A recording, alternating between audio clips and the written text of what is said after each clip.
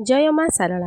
नमस्कार दर्शक बंधु, पंडितानी ओडिया चैनल को मु आपण मानकु स्वागत करुच्ची। ज्योतिर्विद रोजालिन ग्रहाचार्य 2026 मसीहा 1 जून रात्र 1:48 समय घटवाक जाउची एक विशेष परिवर्तन जहाँकि बदलाई देई पारे समस्तंकर भाग्य और भविष्यत। देवगुरु बृहस्पति पुनर्वर्ष मिथुन राशि पुनर्वर्ष कर्कट राशि को गोचर मते चलन करेंगे। यही बृहस्पति चलन रे 12टी राशि मानक मध्यरु काहाकु मिलिब राजयोग और काहार भाग्य हेब परिवर्तन। आपणकर भाग्य खोलिब ना आसुची कष्टर समय।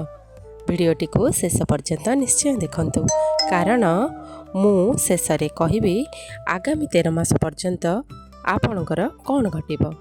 5टी राशि हेबे सबुठारु अधिक भाग्यशाली राशि और केउ प्रतिकार कले आपण बृहस्पति अशुभ प्रभाव बंची पारिबे।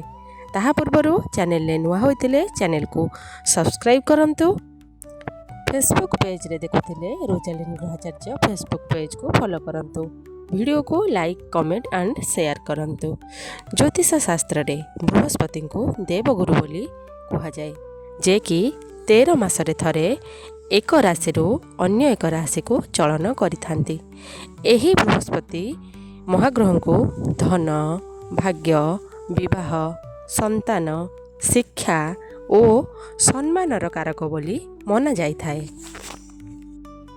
जेतबले बृहस्पति महाग्रह राशि परिवर्तन करती सेतबले अनेक लोकंक जीवन रे बड़ परिवर्तन आसे, किंतु एथरर बृहस्पति संचार साधारण नुहे, कारण बृहस्पति कर्कट राशि रे उच्चस्थ हेउचंती। एहार प्रभाव किछि राशि उपरे अत्यंत शुभ हेबो, किंतु किछि राशि को रहिबाकु पड़िबो बहुत सतर्क।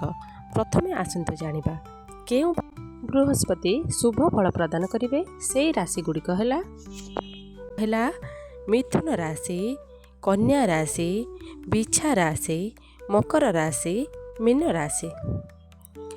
राशि चक्रर तृतीय राशि मिथुन राशि बृहस्पति चलन फल द्वितीय बृहस्पति हेब, जहाँकि अत्यंत शुभ अटे। मिथुन राशिर व्यक्ति विशेषक आर्थिक और व्यवसाय दृष्टि भल समय आसुची। धन धान्य लाभ हेब, संतान प्राप्ति हेब। सेहीपरि राशि चक्रर षष्ठ राशि कन्या राशिर व्यक्ति विशेषक बृहस्पति अत्यंत शुभ फल देवे, कारण यही कन्या राशि को बृहस्पति एकादश हेतु पूर्व अपेक्षा इनकम बढ़िब, विवाह और नूतन गृहर प्रवेश आदि मांगलिक कार्य मध्य हेब। सुसंतान लाभ हेब, नुआ लोकंक सह चिन्हा परिचित हेब। जो माने सोशल मीडिया रे काम करछंती नेम फेम पाइबे, समाज रे मान सम्मान पाइबे, आगामी कैरियर रे सफलता मध्य पाइबे। सेहीपरि राशि चक्रर अष्टम राशि बिछा राशि र बृहस्पति नवम हेतु एही राशिर व्यक्ति विशेषक भाग्यर ताला निश्चय खोलिब। समय आसी जाइछि, विदेश यात्रा सफलता और भू संपत्ति प्राप्ति इत्यादि मध्य हेब। धन लाभ हेब, कैरियर रे सफलता और पारिवारिक शांति मिलिब। भाग्य रे परिवर्तन हेब, धार्मिक कार्य करिवे। सेहीपरि राशि चक्रर दशम राशि मकर राशि देवगुरु बृहस्पति चलन फल सप्तम बृहस्पति कारण दाम्पत्य जीवन में खुशी आसिब, कारण बृहस्पति महाग्रह दृष्टि आपण राशिर सप्तम भाव को रही, जहाँकि दाम्पत्य भाव को सूचित करे। व्यवसाय करुथिले नुआ पार्टनर मिलिबे, जहाद्वारा व्यवसाय रे उन्नतिर पथ देखाइब।